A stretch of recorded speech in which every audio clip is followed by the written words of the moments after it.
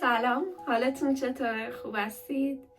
من سمانه هستم و خب دلیل اینکه براتون دارم فیلم میگیرم اینه که گفتم که بیایم یکم دیگه با هم صحبت کنیم از دی ماه که این اتفاقات خیلی بد افتاد توی ایران. من واقعا خیلی تحت تاثیر قرار گرفتم و خیلی، یعنی مثل بقیه آدم های دیگه خیلی تحت تاثیر قرار گرفتم از این اتفاق و خب یه جورایی زندگیم کامل منحل شد و خیلی دیگه نتونستم شروع کنم مثل کارهای روزانم و مثل اونجوری که باید انجام بدم و به خاطر خیلی توی خودم رفتم و اینا. از اون موقع من دیگه مدرسه نرفتم چون که من مثلا سوئد زندگی میکنم و اینجا دارم میرم کلاس برای اینکه زبان سوئدی بهتر یاد بگیرم. دیگه نتونستم برم مدرسه و یه فرصت بینش گذاشتم که یکم بتونم خودم رو پیدا کنم و بتونم برم مدرسه، که بعدش همون جوری که هممون میدونیم توی ایران جنگ شد و خب برای ما که جدا از ایران به یک کشور دیگه زندگی میکنیم، اینکه ایران اینترنت قطع میشه خب خیلی دردناکتر میشه برای ما از اینکه نمیتونیم بفهمیم بقیه حالشون چطور و یا چه اتفاقاتی داره میفته. خب این خیلی ناراحت کننده است. به خاطر همین توی این مدت من اومدم یه کار مفیدی که برای خودم انجام دادم، شروع کردم به بافتنی یاد گرفتن. یعنی قبلش یکم بلد بودم ولی فیلم های یوتیوب خیلی بهم کمک کرد توی این چند مدت. اومدم شروع کردم به قلاب بافی و بعد شروع کردم، یعنی کلاس بافتنی میرم. حالا این دارم میخوام برای خودم یه دونه لباس ببافم و گفتم که الان بیام با هم دیگه صحبت کنیم و ببافیم. من کاملا درک میکنم و میخوام بگم که فقط شما نیستین که بعضی وقتا احساس میکنین خالی شدین.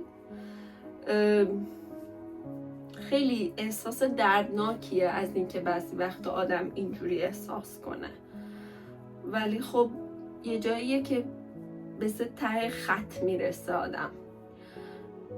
افسردگیه و واقعا کاملا میفهمم خیلی ترسناکه و ممکنه خیلی ها نتونن این شما رو درک کنن از اینکه چه احساسی داری. مثلا یه وقتایی گوشیت داره زنگ میخوره و تو داری صدای گوشی تو میشنوی که داره زنگ میخوره، ولی یه چیزی داخل وجودت نمیذاره که تو تلفن رو جواب بدی، در صورتی که تو واقعا دوست داری که تلفن رو جواب بدی ولی تو نمیتونی جواب بدی. این یه جورایی خیلی احساس بدی داخلت به وجود میاره.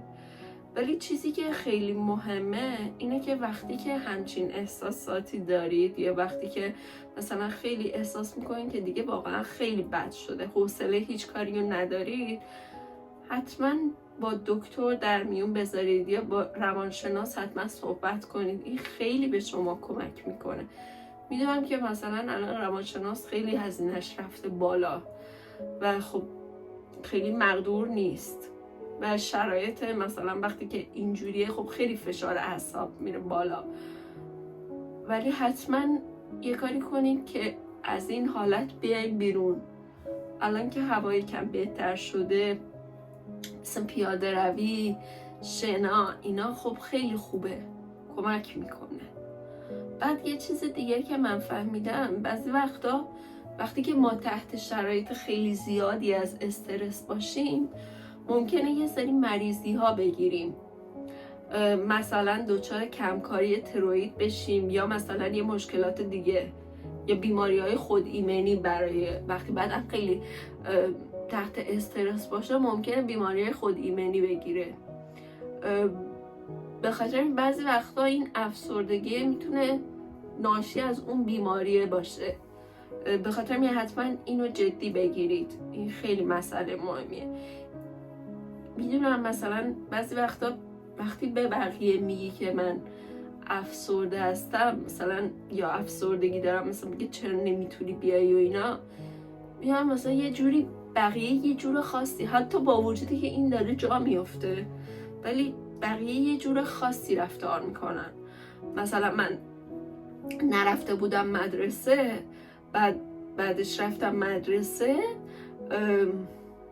مثلا الان یه هفته است تازه شروع کردم دوباره برم مدرسه و دارم واقعا تلاش میکنم که بتونم برم مدرسه، چون که همچنان اون شرایط استرسی وجود داره. خب مثلا همه به من میگفتن تو چرا نیومدی؟ بعد گفتم من مریض بودم. بعد مثلا یکی گفت آره الان این فصل همه سرما میخورن و اینا. من گفتم نه، از لحاظ روانی مثلا مشکل داشتم. بعد دیگه یه جورایی مثلا آدم احساس میکنه که یه برخوردشون یه جور عجیب میشه، ولی خب دیگه اینم یه بخشی از زندگیه، یه بخشی از مشکلاتیه که آدم توی مسیر زندگی براش اتفاق میافته و نمیشه هم انکارش کرد.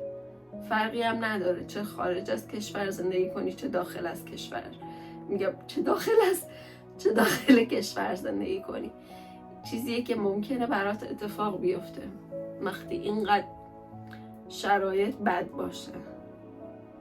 و نمیخوام الان برم بالای منبر و اینا، میخواستم فقط با هم دیگه صحبت کنیم و بفهمیم که، یعنی میخواستم فقط بهت بگم که تو تنها نیستی اگه حالت بده، و اگه حالت بده نشون میده که تو واقعا یه آدمی،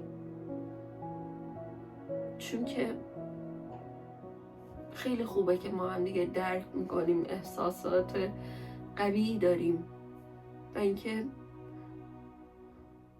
نمیدونم مثلا برای تویی که خارج از کشور زندگی میکنی، هم توی این استا اینا پر شده از این که مثلا احساس بدی دارم که چرا اونجا نیستم. خب من بعضی وقتا مثلا یه احساساتو دارم، ولی بعضی وقتا به این فکر میکنم که خب شاید مثلا خب اگه من اونجا بودم شاید هنوز واقعا زنده نبودم، چون من میرفتم توی جمعیت و اینا، ولی خب نمیدونم، هرچی بگی آدم امیدوارم فقط همه چی درست شه، همه چی به نفع مردم ایران بشه، همه چی عالی بشه امیدوارم. راستی اول از همه اصلا یادم رفت میخواستم اینجوری شروع کنم، اینجا اتاق کارمه، این چیزی که اینجا میبینید و خودم نقاشی کشیدم روش. این گل پیتوسی هم که اینجا میبینید قلمش رو با خودم از ایران آوردم، خیلی باحاله، خیلی دوستش دارم، اسمش رو گذاشتم ایران. بعد دیگه تقریبا این اولین فعالیت منه تو یوتیوب، خیلی دوست دارم بتونم فعالیت کنم داخل یوتیوب، به خاطر اینکه خب مثلا منم شاید یه سری چیزا داشته باشم که بخوام در موردش صحبت کنم و خب احساس خوبیه که احساس کنی که به بقیه هم بگی، چون مطمئنم فقط من نیستم که همچین احساساتی رو تجربه میکنم. مواظب خودتون باشید، امیدوارم از دیدن ویدیو لذت برده باشید. تا ویدیوی بعدی.